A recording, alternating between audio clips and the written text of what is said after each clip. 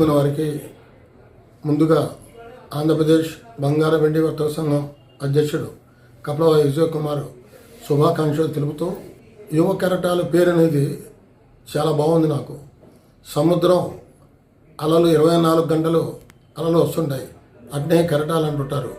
మరి వారి మంచి ఉద్దేశంతో ఇది పెట్టారు.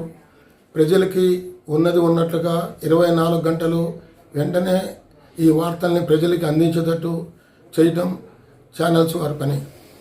మరి ఆంధ్రప్రదేశ్లో ఈ రకంగా పెట్టినందుకు వారిని మేము మనస్ఫూర్తిగా అభినందిస్తూ, తర్వాత సీఎం గారు ముఖ్యమంత్రిగా చంద్రబాబు గారు అయిన తర్వాత ప్రతి నెల 31వ తారీఖుకి ఇంటింటికి పెన్షన్ ఇవ్వడం అనేది నాకు తెలిసి 40 సంవత్సరాల రాజకీయాలు ఆదాను ఇదే మొట్టమొదటిసారి. మరి స్వాతంత్రం వచ్చి 75 సంవత్సరాలు పూర్తి కావస్తుంది. మరి ఇంతమంది ముఖ్యమంత్రులు మారారు. మహిళలందరికీ ఫ్రీ బస్సు అని పెట్టడం అనేది చాలా చెప్పుకోదగ్గ విషయం. మరి ప్రజలందరూ లేడీస్ దాన్ని ఉపయోగించుకుంటున్నారు. అదే రకంగా ఆంధ్రప్రదేశ్లో ఎక్కడ చిన్న ఇన్సిడెంట్ జరిగినా ముఖ్యమంత్రి గారు ఇమ్మీడియట్గా యాక్షన్ తీసుకోవడం నిజంగా చాలా చెప్పుకోదగ్గ విషయం.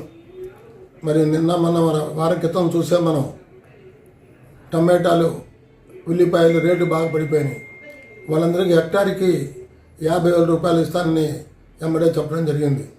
మరి ఇవాళ చూసాం 16,500 పోస్టులు డిఎస్సికి 15,450 మందికి ఉద్యోగాలు ఇచ్చారు ఒకేసారి. అంటే చెప్పుకోదగ్గ విషయం.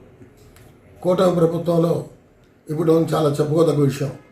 మరి నిన్ననే మా ఎస్ఎస్ఎన్ కళాశాల అధ్యక్షుడిగా ఉంటాను నేను, డిఈఓ గారు ఫోన్ చేసి 100 మంది వస్తున్నారు, వారికి అకామిడేషన్ ఇవ్వండి రాయలసీమ నుంచి, పొద్దున్నే వీళ్ళందరూ అమరావతి వెళ్ళాలి డిఎస్సి ఉద్యోగుల కోసం అంటే ఆ 100 మందికి మేము అకామిడేషన్ కూడా ఇవ్వడం జరిగింది.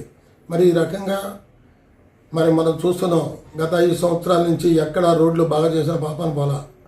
వీరు వచ్చిన తర్వాత, కూటమి ప్రభుత్వం వచ్చిన తర్వాత రోడ్లన్నీ చాలా బాగా చేపించారు.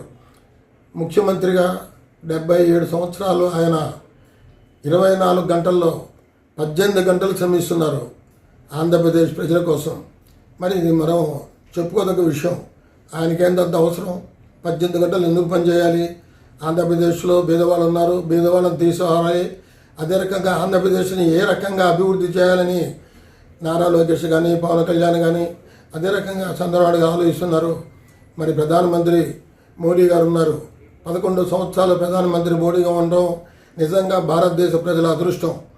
ప్రపంచంలోనే ఇవాళ మొట్టమొదటి ప్రధానమంత్రిగా వారిని గుర్తించారు. 3వ దేశం కింద కూడా ప్రపంచంలో ముందుకున్నారు. మరి హిందువులకి ప్రధానమంత్రి మోడీ గారు ఎన్నో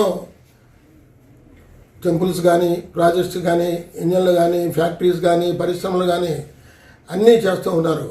మరి